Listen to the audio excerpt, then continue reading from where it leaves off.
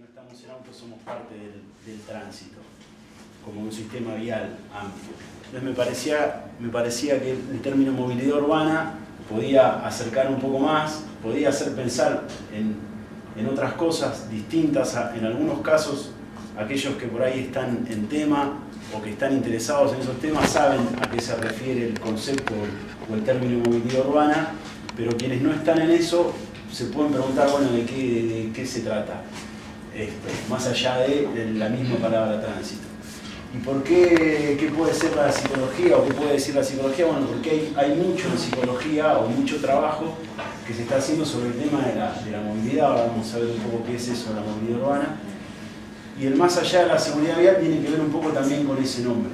Muchas veces cuando se piensa en tránsito o en el sistema vial, lo primero en lo que piensa alguien, además de la incomodidad de andar en auto y no tener dónde estacionar o de quedarse embotellado en algún lugar, que en Mar del Plata por ahí no es tan común como en otras ciudades, donde hay más autos todavía, me parece que lo primero que se piensa son en los accidentes, en los que llamamos accidentes o las lesiones, ¿sí? En la seguridad vial.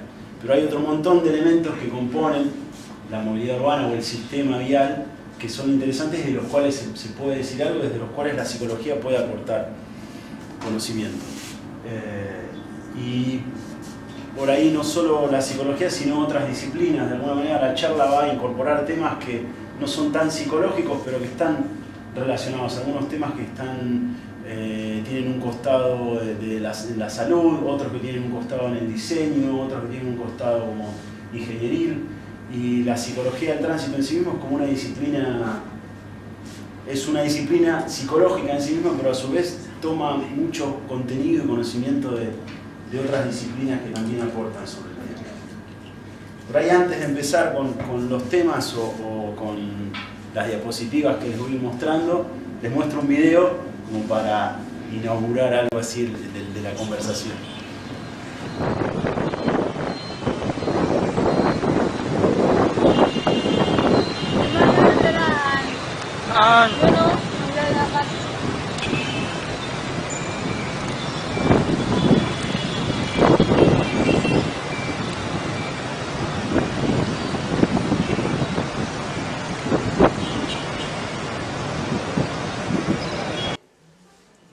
La finalidad de un pedacito, no lo vemos todo, es un poco más largo, es empezar por ahí a hablar de tres elementos que componen el sistema vial. Cuando hablamos de tránsito, en realidad estamos hablando de un sistema, no solo del tránsito, de autos. Y generalmente quienes se ocupan del tema dividen el sistema vial en tres elementos. ¿Sí? Siempre el interés de los investigadores de simplificar el mundo hace que se generen categorías, dimensiones como para investigar ese mundo de una manera más simplificada. Entonces uno de los componentes del sistema vial es el ambiente, otro de los componentes son los vehículos, tal vez los vehículos se podrían incorporar en una gran categoría junto con el ambiente, y después hay una categoría más que son los usuarios. Los usuarios somos todos nosotros. Dentro de los usuarios podemos pensar desde los peatones, los ciclistas, los motociclistas, automovilistas, conductores profesionales, podemos pensar en distintos grupos de edad, niños, jóvenes, adultos, ancianos, ¿sí? Como usuarios. Y podemos dividir esa categoría, o esa dimensión que son los usuarios, en varios grupos más. El ambiente vial es todo un tema, por decirlo de alguna manera, y tiene dos elementos importantes. Podríamos pensar que hay dos elementos. Un elemento es el físico, ¿sí? El ambiente físico, y ahí encontramos todo lo que es la infraestructura vial. ¿Sí? Piensen, por ejemplo, en el estado de las calles, una queja habitual. Las calles están rotas. ¿Sí? O en las aceras, ¿sí? Las veredas. Podemos pensar en las veredas, si las veredas hay espacio suficiente o no para caminar. Mar del Plata es una ciudad que tiene espacio, tiene veredas amplias para caminar, ¿no? Hay otros lugares, otras ciudades, otros países donde las veredas no son tan amplias, son más reducidas. Otras ciudades dentro del país donde las veredas no son tan amplias. Recuerdo haber estado en Río Cuarto. Río Cuarto es una ciudad de veredas angostas, según mi recuerdo. Capaz que alguno de ustedes estuvo ahí. Y es como incómodo caminar. Si uno está acostumbrado, va de Mar del Plata a Río Cuarto. En Río Cuarto hay poco espacio en la vereda y uno se siente como apretadito, como en no sabe qué hacer. También hay otros elementos del ambiente, por ejemplo, podemos pensar, si somos peatones, en las bajadas peatonales en las esquinas, ¿sí? Cuando se habla de ciertos obstáculos, ¿sí? Arquitectónicos, no todas las esquinas tenemos bajadas. Y por ahí para alguien joven o un chico, un adolescente o alguien joven no es un problema, pero si pensamos en usuarios adultos, personas mayores, bajar un cordón puede ser todo un desafío. Entonces ahí tenemos ciertas barreras arquitectónicas que puede poner el ambiente, en términos físicos. Después voy a volver sobre el tema, pero vamos a pensar en el estado de las calles y el ruido. ¿Sí? Nosotros estamos acostumbrados a un tipo de pavimento, ¿no? Que es como de concreto, ¿sí? Hay como piedra, más cemento, y se seca, y eso tiene juntas, ¿sí? Que suelen tener brea. Cuando pasan los autos por ahí, hacen mucho ruido, y tum, tum, tum, tum, tum, ¿sí? Eso, nosotros estamos habituados a eso, pero eso no necesariamente tiene que ser así. Hay infraestructura o hay asfalto que, por ejemplo, reduce la cantidad de ruido que se genera, lo que genera cierto impacto en la calidad de vida en la calle, por decirlo de alguna manera. Entonces el ambiente físico tiene algunos elementos. Después la señalización vertical, por ahí más de uno ha tenido la experiencia de tener que ir a algún barrio que no conoce muy bien, y con unas calles que no conoce muy bien, y nunca ve un cartel de las calles que dice cuál es la intersección, y está dando vueltas hasta que la encuentra, o si va manejando tiene que ir prestando atención a ver carteles que no termina de ver, de encontrar, ¿sí? Señalización vertical, que influye a veces en la seguridad, ¿sí? Después tenemos el ambiente sociocultural, o social y cultural. Yo no me voy a detener con... Se veía más brillante en la computadora. Acá se ve como un poco oscuro. Se veían colores más bonitos. No me voy a detener con mucho detalle en estos elementos, pero cuando hablamos de cultura vial es un tema muy importante, de alguna manera, para entender el comportamiento de las personas dentro del sistema vial, o cómo nos comportamos cada uno de nosotros. Podemos creer que lo único que influye, o solemos creer que lo único que influye es el conocimiento de las normas, ¿sí? Si sabemos más o menos acerca de qué está bien hacer, qué está mal hacer, ¿no? Como bueno, si hay que doblar a la derecha, si hay que doblar a la izquierda. A veces hay algunos cambios en las normativas que nos confunden, como si somos automovilistas, o si vamos en algún otro vehículo, o si estamos cruzando la calle y vamos por una avenida. Tenemos que, hace un tiempo se cambió la posibilidad de doblar hacia la izquierda, ¿sí? Se prohibió. Bueno, eso lleva un tiempo y uno tiene que aprender esas normativas. Pero eso no es todo lo que constituye el ambiente vial o la cultura vial. Hay como más elementos. Dentro de esos elementos tenemos elementos a nivel micro, a nivel macro, a nivel meso y a nivel magno, así lo traduje dentro de lo que leí. Acá hay estudiantes de psicología, ¿no? Y algunas personas que posiblemente no sean estudiantes de psicología ni psicólogos, pero hay un modelo que es de un señor que se llama Bronfenbrenner, que se murió hace unos años, que generó un modelo así sistémico para entender el desarrollo, y hablaba de niveles, ¿sí? De niveles de complejidad en donde las personas actuaban a distinto nivel y que influían en el comportamiento, y de esa manera podía estudiar el desarrollo de un niño, ¿sí? O de un adolescente, o cómo se generaban ciertos comportamientos dentro de ese tema que le interesaba, era el desarrollo. Estos autores que yo menciono ahí en la diapositiva toman este modelo y hablan de una estructura de niveles en la cultura vial. Y lo que señalan es que la cultura vial actúa a distintos niveles. A nivel del individuo hay características, o que podríamos, si volvemos a la diapositiva de atrás, son los usuarios, ¿sí? Podemos hablar ahí de estilos de conducción, por ejemplo, que es la forma habitual en que las personas tienden a comportarse en el ambiente vial si son conductores. Este modelo, hago una salvedad, es un modelo pensado muy desde la perspectiva del conductor, porque la psicología del tránsito de alguna manera responde a lo que es el modelo dominante de movilidad humana, que es el de la existencia de vehículos a motor e individuales. De alguna manera está pensado este modelo con la lógica del conductor, no tanto con la lógica del peatón, del ciclista, del motociclista, pero se podría entender igual. Yo no conozco estudios que hablen de estilos de peatón, ¿sí? O sea, el peatón distraído, el peatón riesgoso, el peatón ansioso, miedoso, pero posiblemente también exista, ¿sí? El peatón más temerario, el peatón que va con más miedo, el peatón que va más distraído. ¿Sí? Podrían pensarse, lo mismo ocurre, podríamos pensar lo mismo para un motociclista, para un ciclista. El estilo es independiente de la habilidad, de la capacidad para controlar el vehículo. Y cuando hablamos de estilo, hablamos de variables psicológicas que influyen en la conformación de ese estilo, que van desde las actitudes, las valoraciones, cierta reacción emocional o cierta predisposición emocional a la hora de manejarse en el ambiente vial, características de personalidad que también influyen, que confluyen todas juntas en la forma en la que nos vamos a comportar de manera habitual al salir a la calle. ¿Sí? Podríamos pensar que no es solo el conductor, sino el que sale a la calle, se va a comportar de esa manera, tiene esas expectativas. Yo, por ejemplo, voy a dar un ejemplo personal. A mí muchos los autos no me gustan, ¿sí?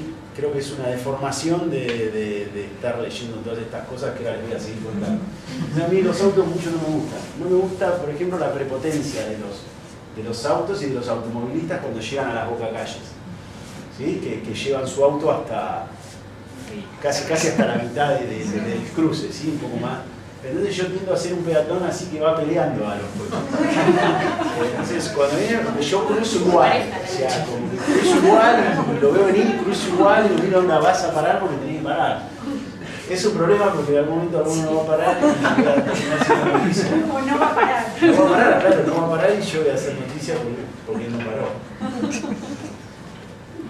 Pero entonces sería algo así como un peatón temerario, pero ahí hay como una serie de variables que están confluyendo en que yo tenga ese comportamiento cuando manejo. Lo mismo siendo en bicicleta, tiendo a ser un ciclista a veces temerario.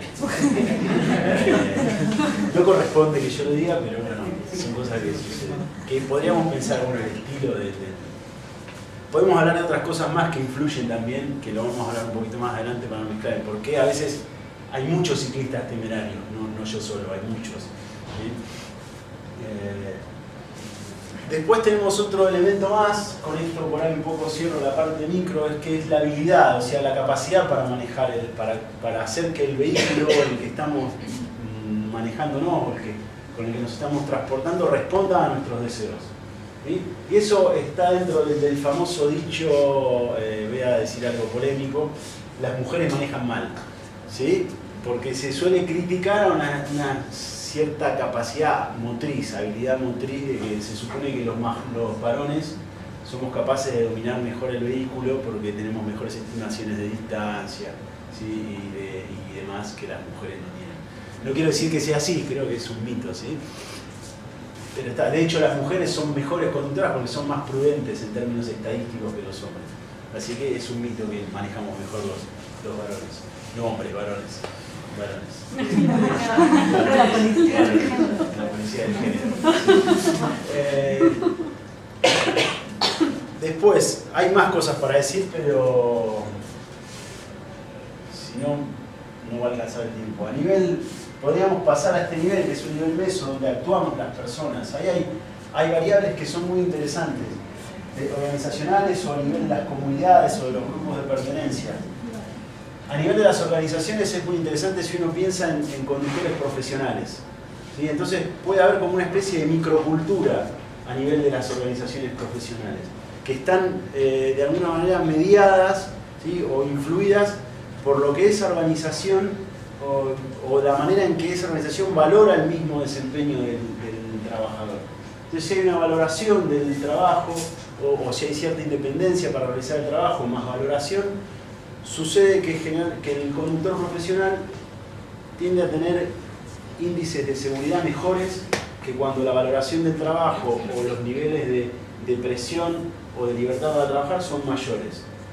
No sé si se entendió. Cuando mayor es la presión y menor el reconocimiento al desempeño o a la tarea, parece ser que los índices de inseguridad o de siniestralidad son más altos, ¿sí? O que dicho de otra manera, los conductores tendrían a tener comportamientos más temerarios, por decirlo de alguna manera, más riesgosos. Hay como una, y eso hay como una variable como de cultura organizacional, porque eso se ve en el grupo específico profesional o en una organización en particular, que es independiente por ahí de lo que sucede a nivel de conductores no profesionales dentro de la misma ciudad. Pero también podría estudiarse a nivel de las ciudades o de las comunidades, al parecer, y esto es algo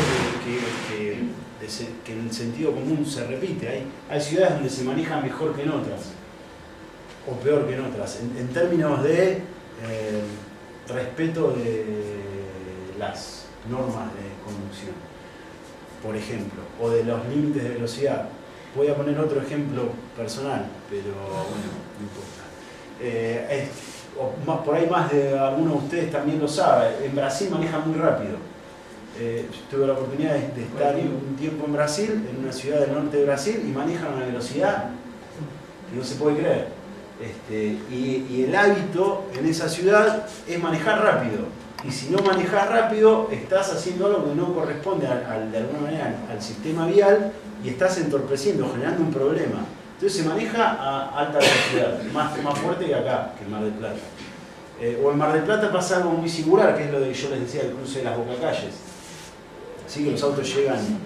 Y eso es muy marplatense. Cuando viene alguien que no es de Mar del Plata, te dice, ¿qué pasa acá? ¿Por qué? No sé, conozco gente que es de Tandil y viene acá y dice Mar del Plata se maneja mal. Y cosas por el estilo. O sea, habría como una especie de cultura ciudadana de cómo manejar. Y aunque no nos demos cuenta, opera sobre nosotros. O sea, es como que lo hacemos casi sin querer, no lo pensamos. Vamos y lo hacemos como un hábito. Podría pensarse lo mismo dentro de este nivel para los grupos de pertenencia, y ahí podríamos hablar de la cultura juvenil, otro tipo de grupos que también podrían influir a nivel cultural o nivel medio, no un nivel quizás macrocultural, que sería el nivel que sigue. En ese nivel macrocultural, dicen estos autores, hay variables que influyen también en cómo se constituye una cultura vial. Y parece ser, de hecho hay algunos estudios que se ocupan del tema, que la calidad del gobierno, la calidad de un gobierno en términos de estabilidad, de baja corrupción, podríamos decir, de confiabilidad, también de facilitación de libertad de expresión y otro tipo de cuestiones no autoritarias. Bueno, parece ser que eso está relacionado también con los índices de siniestralidad. Entonces parece ser que mientras peor es la calidad de un gobierno, en términos de estabilidad, de autoritarismo, de, como decíamos, de corrupción, gracias. Cuanto eso es peor, mayor son los índices de siniestros con consecuencias fatales, o sea, con fatalidades, muerte.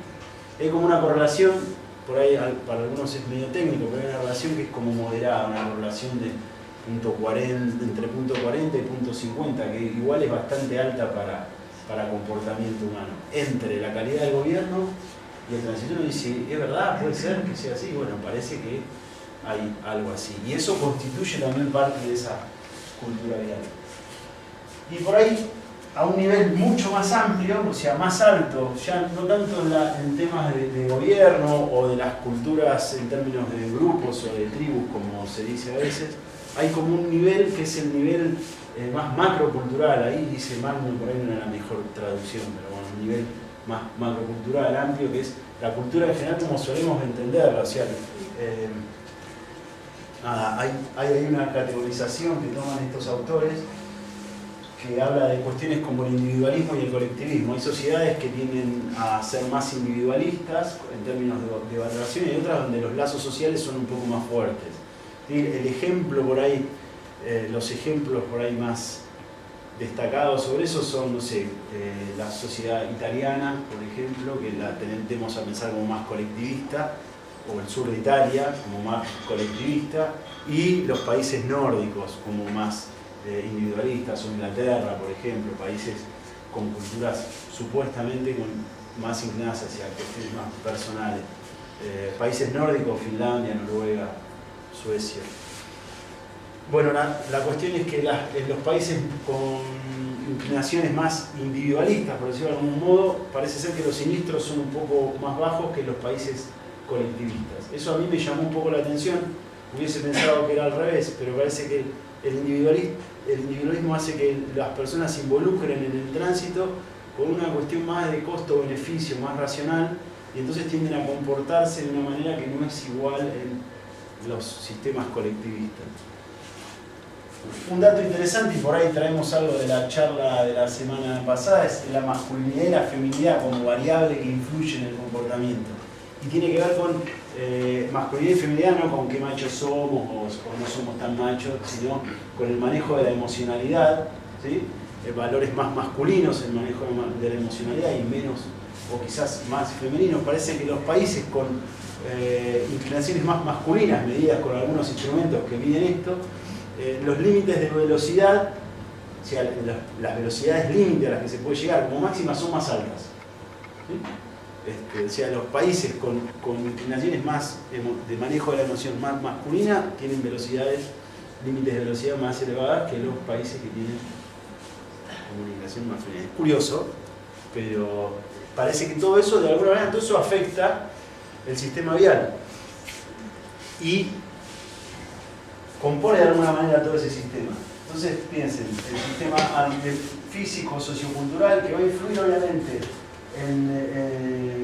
de una manera indirecta quizás en los vehículos, no sé si va a influir en los vehículos, pero sí en el uso que hacemos de los vehículos, y obviamente va a influir en el comportamiento de los usuarios, en cualquiera de ellos.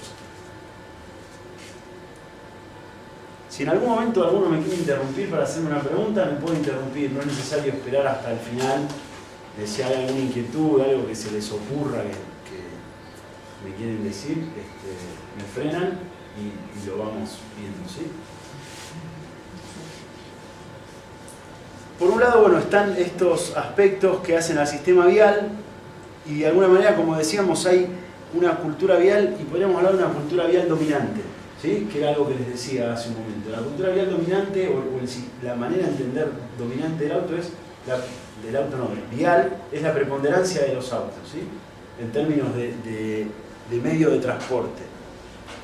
Ese sistema de transporte tiene muchas razones de ser. O sea, no prepondera el auto porque sí, o porque el auto es la mejor manera de transportarse dentro de una ciudad. Podríamos hablar y podríamos tener una charla sobre eso solamente, las razones que son económicas, políticas, que están detrás de la preponderancia de los vehículos a motor, ¿sí?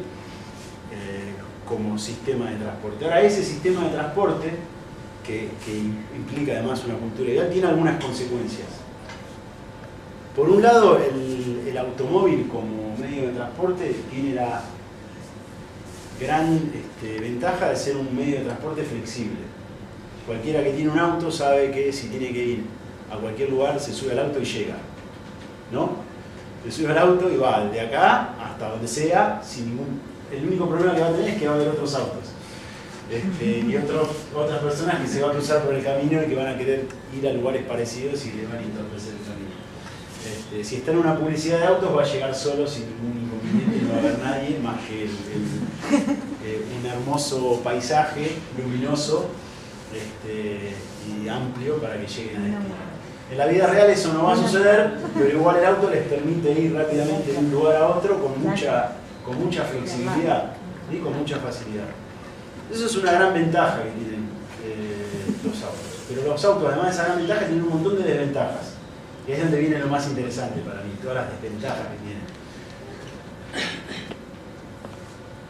Es lo más interesante para criticar, pero es lo menos interesante a la hora de vivir, quizás. Esas desventajas se suelen conocer como externalidades del sistema vial, ¿sí? Externalidades porque no están directamente asociadas a el objetivo mismo del medio de transporte.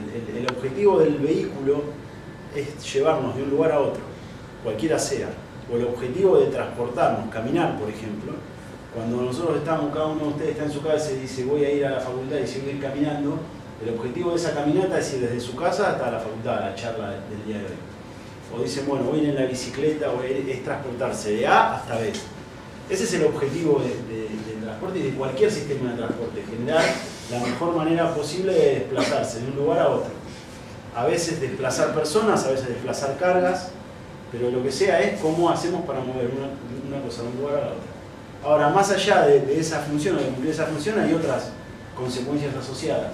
Y ahí es donde hablamos de externalidades para el sistema de transporte. En el caso del transporte a motor hay como muchas externalidades, tiene muchas, pobre, pero tiene un montón de consecuencias negativas. La primera es los siniestros viales, y es como la más rutilante. De hecho, nosotros trabajamos, cuando me presentó Ana, hablé de que pertenezco a un grupo de investigación, de hecho soy parte de un grupo de investigación en la facultad que trabaja en psicología del tránsito, y generalmente cuando ocurre un accidente grave en la ciudad nos llaman desde alguna radio, desde algún diario, hay ahí como un interés en lo que estamos haciendo. Después que pasa la noticia, como que no le importa a nadie, hasta que vuelve a pasar otra vez algo y nos vuelven a llamar y vuelven a consultar. Realmente la pregunta es por qué la gente choca, por qué las personas no respetan las normas, por qué tal o cual maneja bajo los efectos del alcohol. A lo que solemos responder, la verdad es que no sabemos por qué tal o cual hizo tal cosa. Hay un montón de factores que pueden haber influido. Pero los siniestros viales son un problema importante. Yo suelo decir siempre o suelo mencionar que cuando hablo sobre el tema es que al año mueren alrededor del mundo 1.300.000 personas más o menos por siniestros viales. Mueren, ¿sí? Después eso hay que multiplicarlo, no sé, por 50 para hablar de personas lesionadas, con lesiones de distinta gravedad. Cuando uno dice los números suenan un montón, pero tampoco tenemos noción de lo que quiere decir. 1.200.000, 300.000 por año es una cifra que está estable según la Organización Mundial de la Salud desde el año 2000 aproximadamente, 2004, que es cuando la OMS empieza a generar informes periódicos sobre el estado de la seguridad vial alrededor del mundo. Ese número parece que se mantiene estable. Ese número implicaría que más o menos en unos 30 años desaparecería la población de la Argentina, o sea, la Argentina entera desaparece en 30 años con ese número de muertes. Lo que quiere decir que es un número muy grosero. A nivel nacional, las estadísticas son algo confusas, podríamos decir, poco no sé si confiables, pero no hay estadísticas fehacientes para decir, bueno, mueren 5.000, mueren 7.000.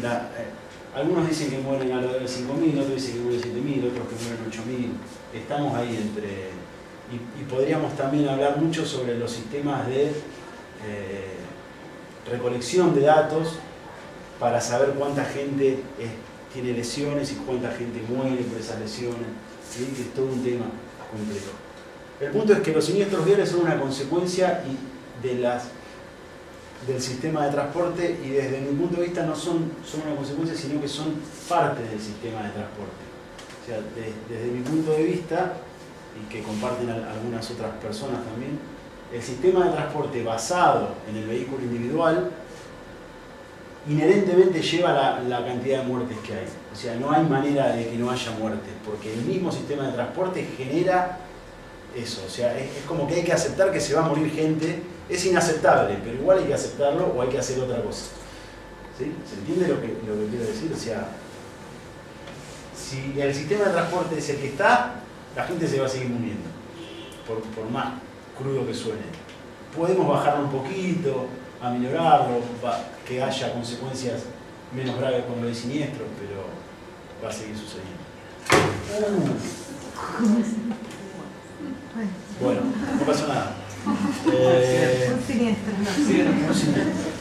no. Otra consecuencia de la otra consecuencia otra externalidad es la contaminación del aire. O sea, los vehículos no solo generan o no solo se generan estos siniestros o accidentes, o como lo llamemos, sino que los vehículos a motor son la principal fuente de contaminación del aire en las ciudades, ¿sí? A nivel urbano, la principal fuente de contaminación del aire son los autos. ¿Qué quiere decir eso? Que los autos inciden en enfermedades respiratorias, alergias, y van a influir más o menos según el nivel de exposición que las personas tengan a la emisión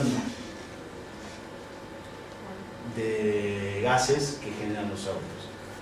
Ahí había, creo que es una historia de Galeano, que habla de que los autos fuman, de que las personas no pueden fumar, pero nadie les prohíbe fumar a los autos.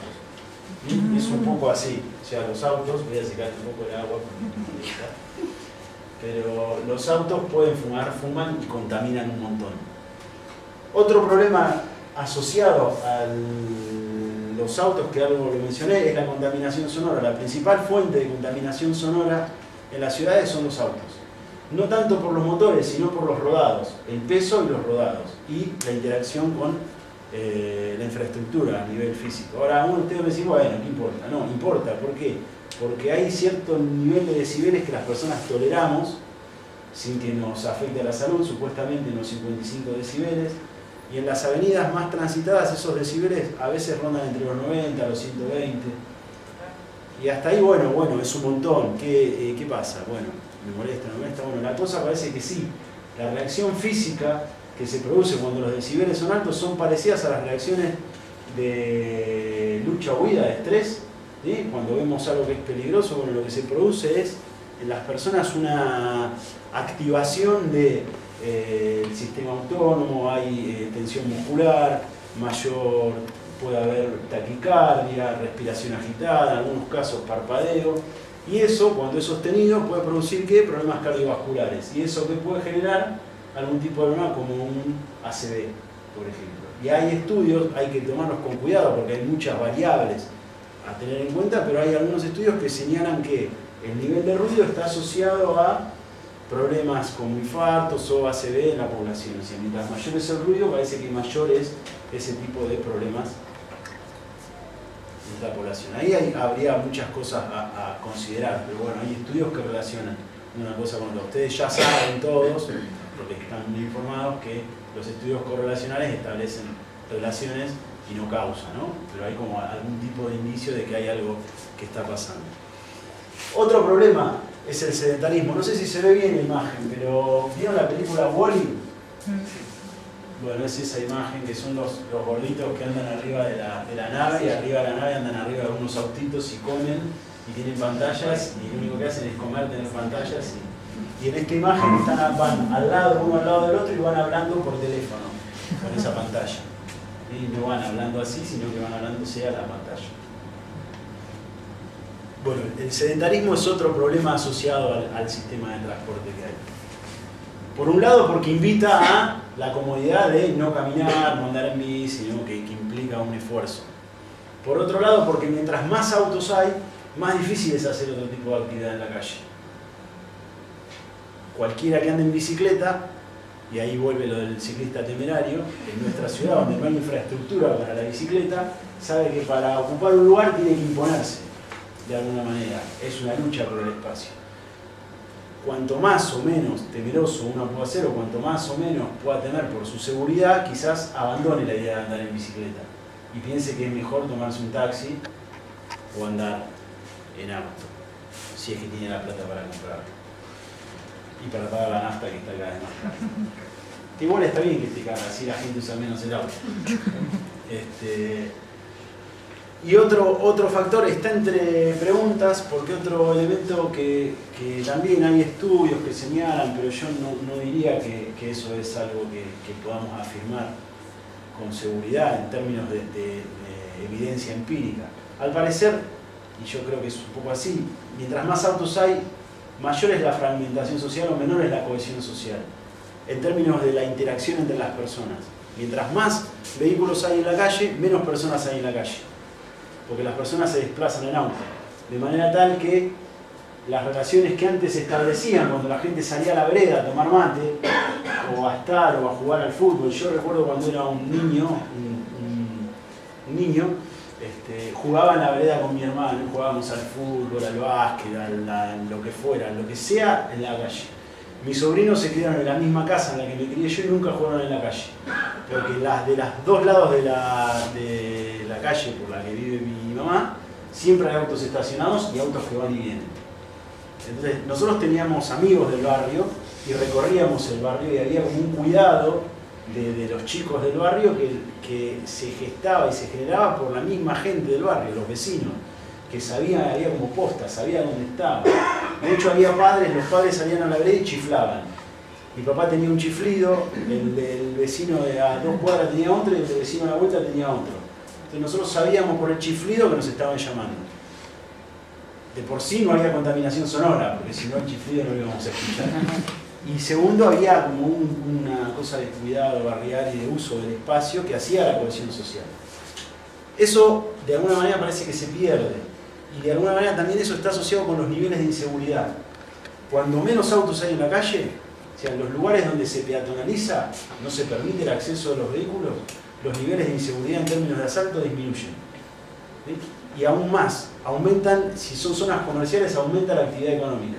Eso es para decirle a todos los comerciantes que no quieren que prohíban el acceso de autos hacia los lugares donde trabajan, por ejemplo centros comerciales como Güemes o otros lugares. Que va de la mano de la creencia de que el sistema de transporte es el que es y que el auto es el que lleva y trae. Pero al parecer no, las cosas funcionan de otra manera cuando los autos desaparecen un poco y dan lugar a las personas. Estén atentos, si les interesa, a lo que se conoce como Día Mundial Sin Autos o algo así, que es una vez al año y que es, cada vez más en más ciudades se gesta y pasan cosas muy interesantes en las ciudades donde hacen eso. Con respecto al sedentarismo, esto tendría que haber sido antes, pero una forma de disminuir el sedentarismo es propiciar la movilidad activa. ¿Sí? Que vamos a ir un poco más adelante, pero si hay movilidad activa, el sedentarismo se reduce. El solo hecho de caminar hasta el lugar de trabajo o ir en bicicleta hasta el lugar de trabajo genera un nivel de actividad que a veces hace que no haga falta ir al gimnasio. ¿Sí? Porque los niveles de actividad necesarios para tener un estado físico sano, bla, bla, bla, bla, se hacen con el solo hecho de ir y venir al trabajo. Eso lo entendió Coca-Cola con esta campaña que hizo en Chile, que puede ser simpática o no tanto, depende cómo la miren. ¿Qué hizo Coca-Cola? Coca-Cola leyeron los genios del marketing que la gente, primero que la gente no se movía y el sedentarismo y bla, bla, bla, y después la contaminación y bla, bla, bla. Saben que Santiago de Chile es una ciudad que suele tener emergencias atmosféricas y hay horarios en los que recomiendan no salir a la calle, salir con barbijo. Bueno, ¿qué hizo Coca-Cola para aumentar la actividad de las personas en Santiago de Chile? Le puso una pedalera a un taxi, o más de uno, y le decía a la gente que si pedaleaban, cuanto más pedalearan dentro del taxi, menor iba a salir la tarifa. Es interesante porque sale menos y haces ejercicio a la vez, pero la pregunta acá es ¿cuánto se sostiene eso? La actividad física, para que tenga un impacto sostenido sobre la salud, tiene que ser sostenida. O sea, no pedalear un día mucho como un animal para pagar 10 pesos menos en el taxi no favorece y posiblemente sea peor, porque por ahí si no estamos en condiciones físicas podemos tener un infarto o alguna cosa así y no estaría del todo bien. Después, otro tema interesante por ahí a conversar y que está relacionado con los siniestros viales es cómo la movilidad influye en el riesgo, o sea que es un gran tema que decíamos, bueno, los siniestros viales. Cuando hablamos de riesgo no podemos hablar del riesgo en términos generales para toda la población. No todos los grupos que están dentro del ambiente vial están expuestos al riesgo de la misma manera. Entonces hay distintas formas de ver eso. Una forma es por grupos vulnerables, que suele ser por grupos de edad. Hablar de niños, los niños son un grupo en sí mismo, los jóvenes, los adultos mayores, como ven los adultos no lo son tanto. Los niños, los jóvenes, los adultos mayores sí.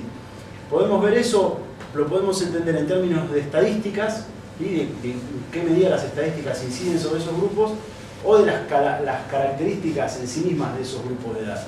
En términos de estadísticas, por ejemplo, para niños y jóvenes, los siniestros viales son las principales causas de muerte alrededor del mundo. Para niños entre 5 y 9 años es la segunda causa de muerte, se ha sostenido así a lo largo de los últimos años. Para niños entre 10 y 19 años es la principal causa de muerte. A veces varía, puede primero, segundo, pero principal causa de muerte es siniestro. Para jóvenes entre 18, 19 y 29 años es la principal causa de muerte alrededor del mundo. En términos estadísticos ya son grupos vulnerables. Los adultos mayores no están tan reflejados en las estadísticas. Sufren menos siniestros, sufren menos fatalidades, posiblemente porque tienen su movilidad reducida. Entonces podemos hablar ahí de las características de esos grupos, no tanto de lo que se ve reflejado en las estadísticas, sino las características. ¿Qué pasa con los niños? El primer gran punto es que el sistema vial no está diseñado para niños. Los autos tienen esta altura, ¿no? Más o menos tienen un auto, ¿sí? Y un niño es más o menos así, ¿no? El automovilista no lo ve y la perspectiva que tiene el niño, si el niño tiene que a esta altura ver los autos que vienen y van para cruzar, ya está complicado, porque no ve. Después hay otro factor que hace también vulnerable al niño, y es que el niño no tiene las capacidades cognitivas desarrolladas necesarias para cruzar. Por ejemplo, los niños menores de 5 años, o hasta 8 o 9 años creo que hasta los 8 o 9 años, no terminan de conjugar distancia y velocidad. Entonces, cuando van a cruzar, lo primero que hacen, en realidad lo que tienen en cuenta, es la distancia, no la velocidad. Ahora, no es lo mismo un auto a 30 metros que viene a 20 km por hora que uno que viene a 60. Pero si lo que se tiene en cuenta es la distancia, lo que puede haber es una mala estimación del riesgo. Y entonces cuando el niño va a cruzar, va a cometer un error. Involuntario, pero un error al fin. Por otro lado, y de eso voy a hablar un poquito más adelante, todo lo que es la educación vial está pensada desde la perspectiva de los conductores, no desde la perspectiva de los usuarios, de otros usuarios y menos de niños que no son usuarios de vehículos. Lo que hace, o me parece a mí, pone a los niños en una situación de riesgo aún mayor. Eso por dar un ejemplo, ¿no? de lo que ocurre con niños. Otro dato más, las lesiones. Las lesiones en niños, hasta los 5 años las principales lesiones fatales ocurren en el hogar, pero a partir de los 5 años están relacionadas con ser peatón o ser pasajero de un auto. Y a partir de los 9 años están relacionadas con ser ciclista, que van a modificarse a partir de los 14, 15, 16 años, que los niños lo que hacen es los adolescentes, empiezan a viajar como acompañantes de autos de otros jóvenes que manejan. Entonces hay una modificación en el patrón de lesiones asociado a la movilidad. Y también hay, al mismo tiempo, es algo que hemos estado estudiando, lo que se ve es un cambio en el sistema de movilidad o en la forma de movilidad elegida o preponderante. Los niños, y hasta la adolescencia, la primera adolescencia, ¿se podrá decir? ¿Se puede decir eso? No sé, los adolescentes de 14, 15, 16 años, adolescencia temprana. Esa es la media. Hasta esa edad, medios activos de transporte. Pasajeros mientras son más pequeños, después a los 11, 12 años, medios activos de transporte, y empieza a disminuir a medida que crecen. A medida que se llega a los 18 años, el uso de medios activos de transporte disminuye y aparece con mucha más fuerza el uso de vehículos motorizados. Es como un patrón bastante general. Y cambian los patrones de lesiones asociados a eso. Si pasamos de los niños a los jóvenes, bueno, los jóvenes tienen un montón de factores de riesgo para las lesiones. Son un grupo en sí mismo y suelen ser como los culpables, ¿sí? Cada vez que pasa algo es como que siempre hay algún joven culpable de que hubo un accidente porque manejó bajo los efectos del alcohol, porque manejó a alta velocidad, porque no respetó alguna señal vial o por lo que fuera. La cuestión es que los jóvenes son el grupo donde hay más incidencia de lesiones por tránsito, y hay distintas variables psicológicas que lo pueden explicar. Hay algunas que son la influencia social, ¿sí? La influencia de pares, por ejemplo, en los jóvenes viajar con compañeros de la misma edad está asociado a mayores siniestros y con peores consecuencias. ¿Qué pasa además con los jóvenes? Los jóvenes salen de noche, ¿sí? Porque a esa edad hay que salir. Eso nos dijeron a todos, porque estamos como inclinados a salir igual, pero a esa edad hay que salir, y salir de noche y tarde, y los fines de semana. Entonces la mayor cantidad de lesiones ocurre y de siniestros ocurre los fines de semana, de noche tarde o de mañana, muy de mañana. Hay algunos factores interesantes que algunos han estudiado, que es cómo incide las características personales con respecto a la vigilia y el sueño. Y algunas personas tienen como cierta intención a responder peor por la mañana y eso interactuaría de alguna manera con el desempeño de algunas tareas. Eso es todo un tema interesante. Pero ahí hay todo un tema también para estudiar. Bueno, si sabemos que los jóvenes los fines de semana y a esas horas suelen tener más siniestros y cuando van acompañados, bueno, tendríamos que pensar cómo actuar para que eso, de alguna manera actuar preponderantemente ahí para que no ocurriera tanto. Se me ocurre a mí. Y bueno, obviamente entre los jóvenes hay otro factor que es muy, muy importante y que influye, que es el consumo de alcohol, que influye en todas las edades una vez que se puede consumir alcohol. Pero piensen que además de que nos dijeron que tenemos que salir los fines de semana, también nos dijeron que para salir y divertirnos tenemos que tomar, porque si no tomamos no hay diversión. De hecho, el encuentro tiene que tener una cerveza o un vino o lo que fuera. Frisé es la felicité, dice la publicidad, y están todos bailando. Esos mensajes que tienen que ver con lo que veíamos al principio del sistema vial, la cultura vial, ¿sí? Esos mensajes operan a estos niveles, ¿sí? A nivel quizás magno, de alguna manera, supongo. Más interactuando con otros temas, por ejemplo el tema de la incertidumbre. En la juventud hay mucha incertidumbre, pueden generar problemas que vale la pena estudiar. Los adultos mayores, voy a ir rápido ahí, no quiero... Los adultos mayores, si bien no, como decíamos, bueno, no hay temas estadísticos, sí hay cuestiones en términos de cómo se desplazan en el ambiente. Tienen otras necesidades. La foto esa es interesante, es una persona mayor, no sé si se ve bien.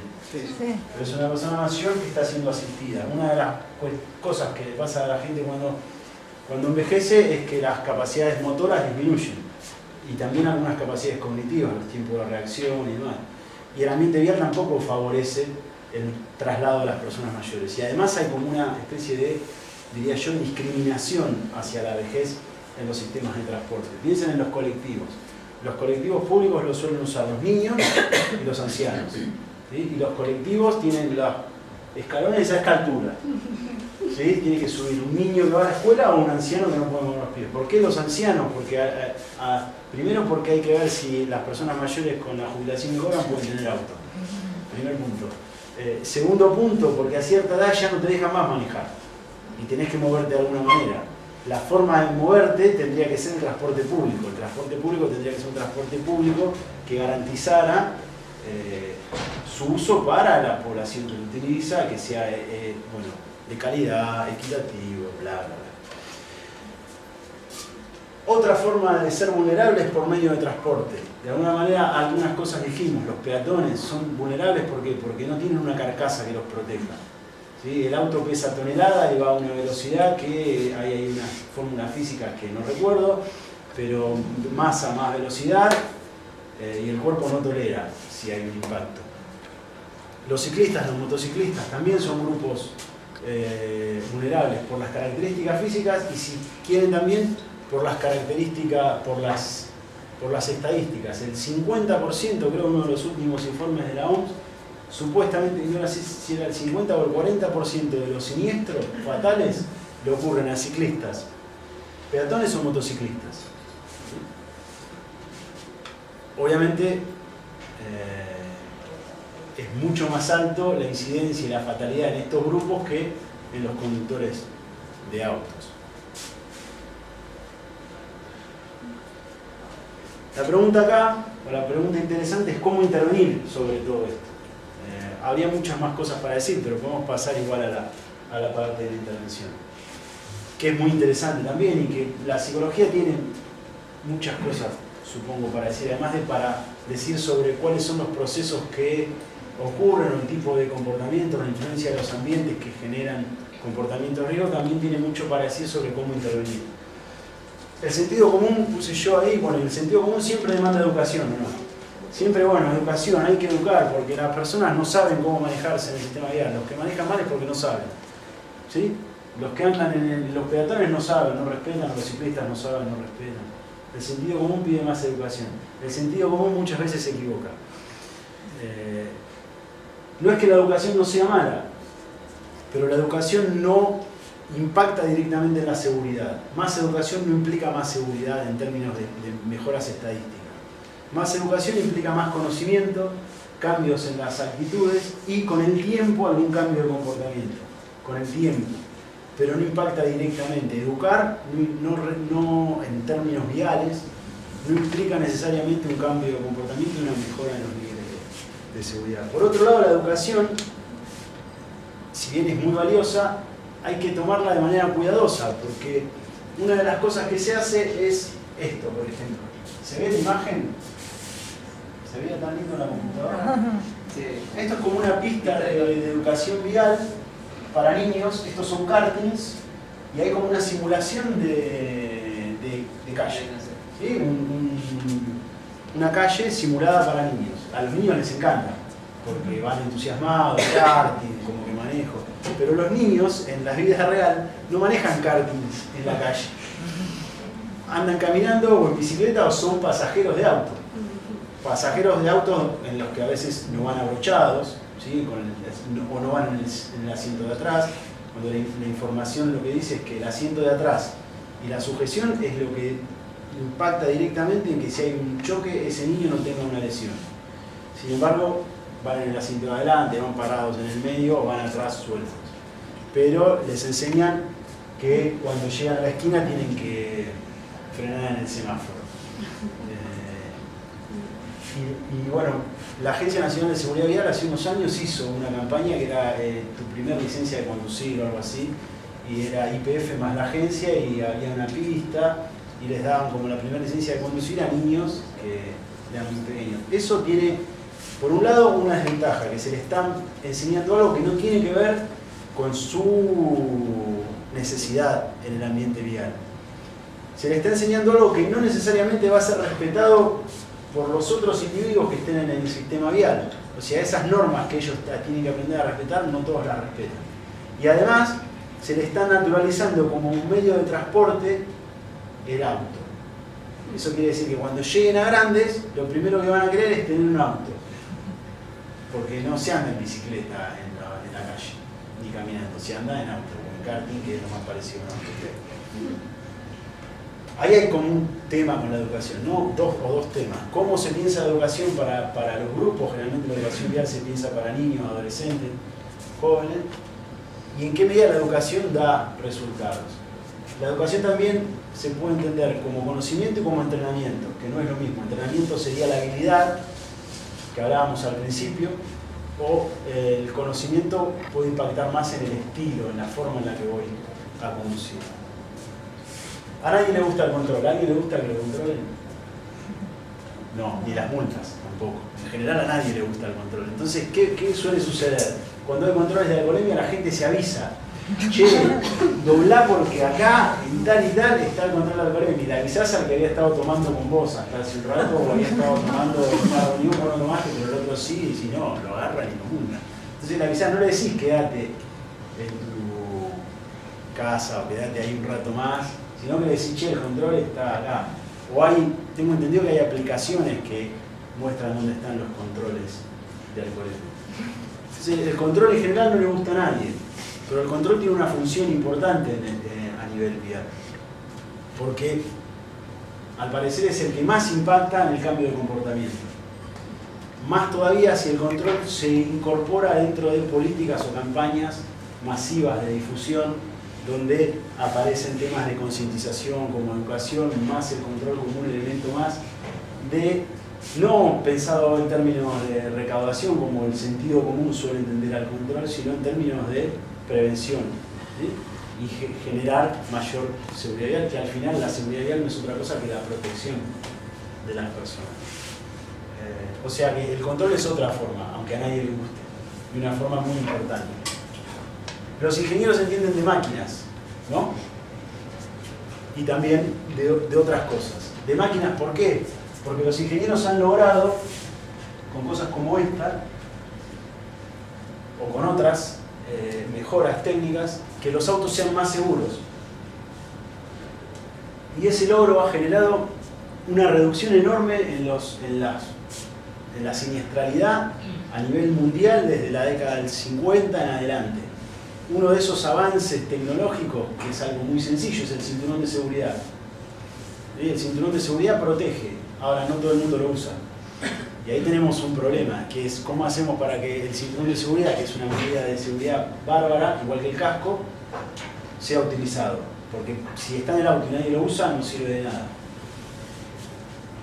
Esto es algo que posiblemente lo sepan. Esto, lo que están midiendo acá, creo es que en un impacto frontal la cabina no se compacte. Entonces eso hace que en un choque frontal, que suelen ser los más riesgosos, la posibilidad de tener lesiones fatales sea menor.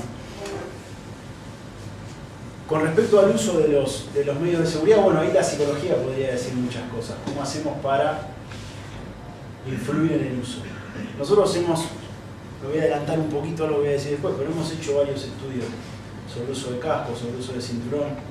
Por ejemplo, el uso de casco o el uso de cinturón, las personas saben, en términos de educación también, las personas saben qué es el medio de seguridad, saben para qué sirve, saben que si chocan en un auto y no tienen cinturón se van a lastimar, que el casco es el principal factor que le va a proteger en la cabeza, bla, bla, bla, todo ese contenido lo tienen, pero no lo usan. Si vos vas con la idea de que la transmisión del contenido va a generar un incremento en el uso, vas a ir mal. Ahora, si vas tratando de mostrarle al conductor de una moto que usar el casco lo hace ver bien, posiblemente lo use. Porque el sentirse ridículo, la incomodidad y demás pesa más en el no uso que el conocimiento. Entonces por ahí si pones, no sé, algún galán actual, para no decir algo que me envejezca de golpe, pero pones algún galán del momento, al Chino Darín, arriba de una moto usando un casco, posiblemente un montón de muchachos usen más el casco, simplemente porque el Chino Darín usó el casco, que es un modelo social porque es bonito, ¿sí? y la belleza persuade, nos guste o no nos guste. Entonces hay elementos, o sea, los ingenieros saben, nos dan mucha información, pero hay otras cosas que tendríamos que hacer, porque nos dan, de alguna manera el ingeniero lo que nos da es el mecanismo para resolver, pero a veces no nos dice cómo hacer para que eso se implemente. Sobre otras cosas que saben mucho los ingenieros, de las que no voy a hablar ahora, o tal vez un poquito más adelante, es sobre diseños viales, sobre urbanismo, sobre cómo hacer para que la ciudad y el uso del ambiente vial sea mejor. Otro punto importantísimo es que en las ciudades el ambiente vial es el ecosistema. Me tomé ahí como la libertad de usar ecosistema, que es una palabra que aprendimos todos en la escuela primaria, ¿no? Pero de alguna manera yo entiendo que y creo que no es algo común, o sea que no es el sentido común, que el ambiente vial es nuestro ambiente natural cuando vivimos en una ciudad. Cuando no estamos adentro de un lugar, estamos en la calle, yendo o viniendo, haciendo mandados o compras si no son mandados por nadie, o yendo a visitar a alguien o haciendo una actividad deportiva o lo que fuera. El ambiente en el que nos movemos es la calle. Y ese es el ambiente vial, entonces es nuestro ambiente natural. Después vamos de un lugar a otro, pero ahí es donde habitamos mucha parte del tiempo. ¿Y por qué ecosistema? Porque lo usamos de distintas maneras y a veces le damos forma, que es un poco esta imagen que está acá. Y que tiene un nexo con la psicología ambiental, que es otra rama de la psicología que está relacionada con esto, que es la relación de los individuos con su ambiente. ¿En qué medida el ambiente nos da algo y nosotros lo modificamos? Y esa imagen lo que refleja es algo que se llama líneas de deseo, que es un concepto muy interesante que es tomado para el diseño urbanístico. Y la línea de deseo, de alguna manera, lo que refleja es nuestra intención de generar caminos dentro del ambiente construido. Y generar caminos que generalmente sean los más cortos posibles. Entonces, acá en la esquina del complejo hay una línea de deseo.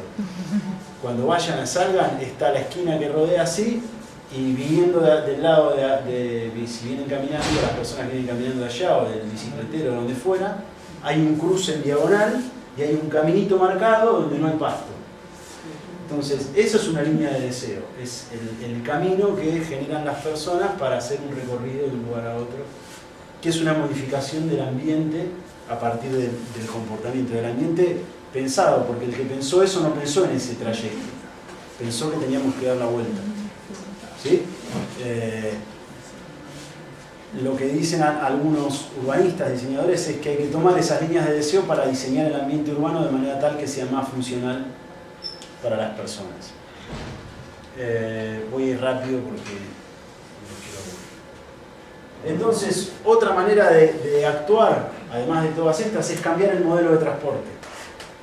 Si queremos generar cambios a nivel de la seguridad vial, si queremos generar cambios en términos de la contaminación sonora del ambiente, de la cohesión social y demás, tendríamos que pensar en modificar el sistema o el modelo de transporte dominante. Para eso se requieren muchas cosas. Una de ellas es decisión política y tal vez no es justo lo que tengamos cada uno de nosotros. Pero también puede haber como un trabajo desde las bases, podríamos decir. Mientras más personas piensen que el sistema de transporte es negativo, más se van a mover de otra manera y más posibilidad de que se generen cambios. Para modificar el sistema de transporte o el modelo de transporte hay que pensar en un transporte que garantice equidad en el acceso y en el uso del espacio. La equidad en el acceso tiene que ver con el costo posiblemente, pero por ahí para la mayoría de nosotros que somos universitarios o que venimos a la facultad o que hemos tenido algunas posibilidades, el transporte no sea un problema para acceder a otras cosas. Pero para algunas personas el transporte o la falta de transporte es un problema para acceder al trabajo. Al ser un problema para acceder al trabajo, puede que reduzca las posibilidades de tener trabajo. La falta de un transporte que lo lleve de un lugar a otro para trabajar. Entonces eso genera una reducción en la equidad de acceso a bienes y servicios. Porque no hay un transporte que garantice ese acceso. Entonces tenemos que pensar desde un punto ahí, hay como una política, si quieren, social en términos de equidad de acceso, y estoy pensando en el transporte público, que lo tendría que haber puesto ahí y no lo puse. Después, otra forma de modificar, que creo que ya quedó bastante claro, es favorecer el transporte activo. Favorecer el transporte activo no es solo decir salgan a andar en bicicleta. Hoy me enteré que el gobierno, desde el gobierno se generó un nuevo puesto a nivel de transporte, que es algo así como el jefe. Secretario de Movilidad en Bicicleta. Secretario de Movilidad en Bicicleta.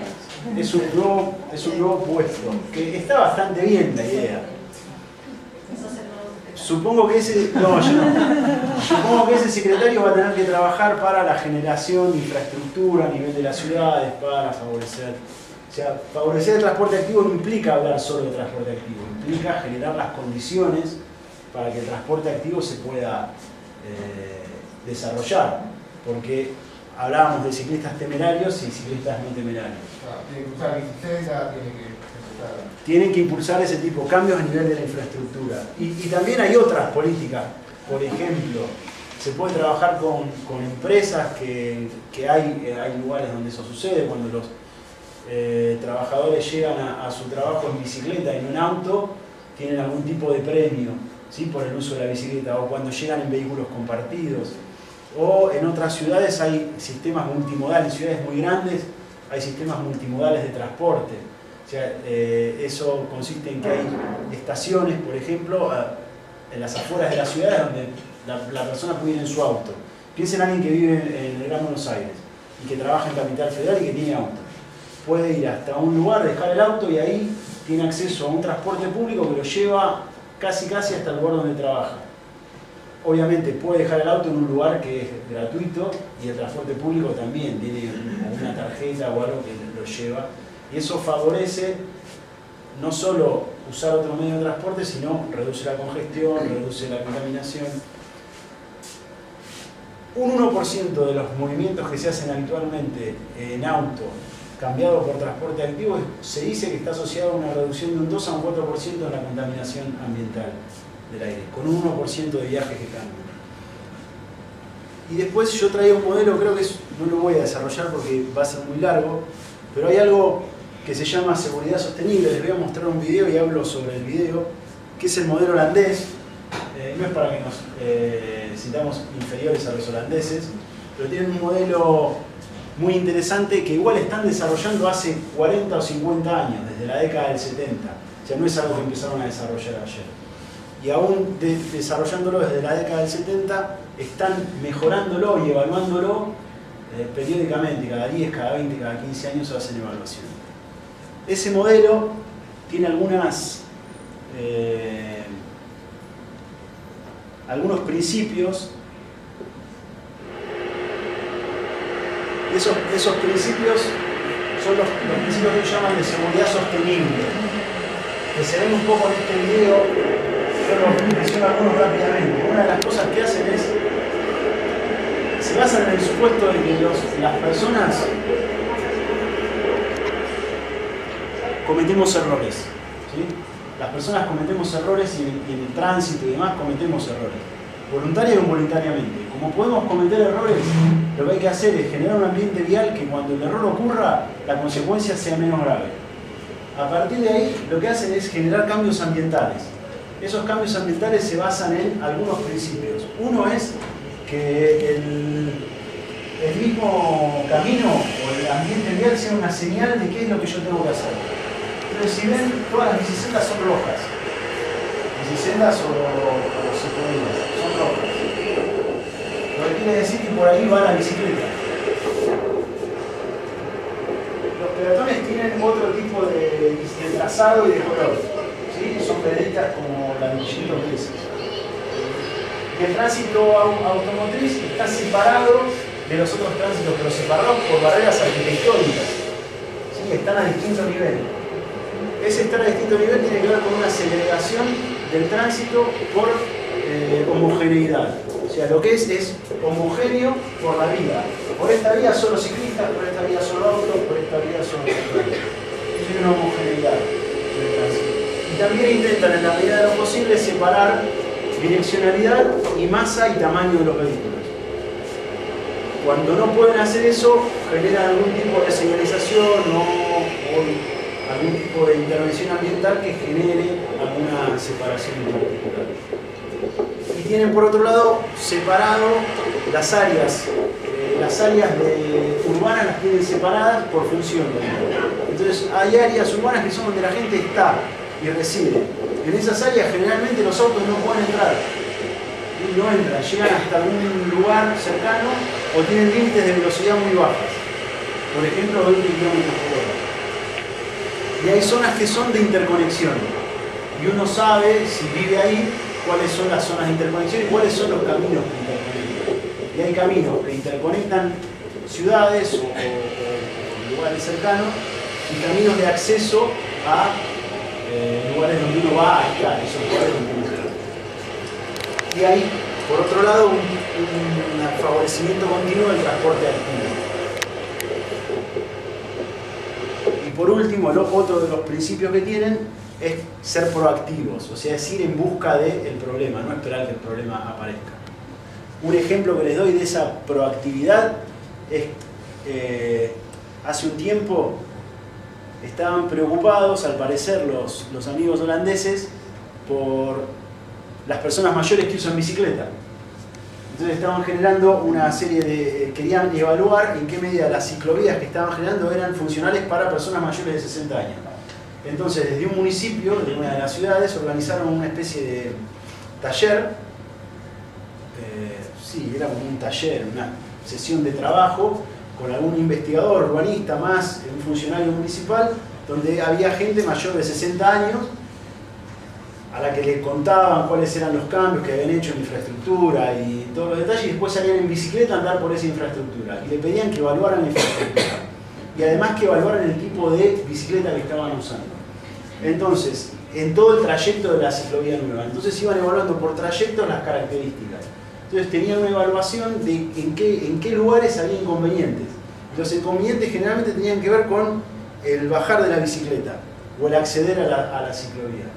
Y el bajar de la bicicleta tiene que ver con el movimiento que muchos hacemos así, otros hacen así, pero las bicicletas generalmente, aún las más altas, tienen el caño por acá. a más de 60 años, yo por suerte todavía no llegué a los 60.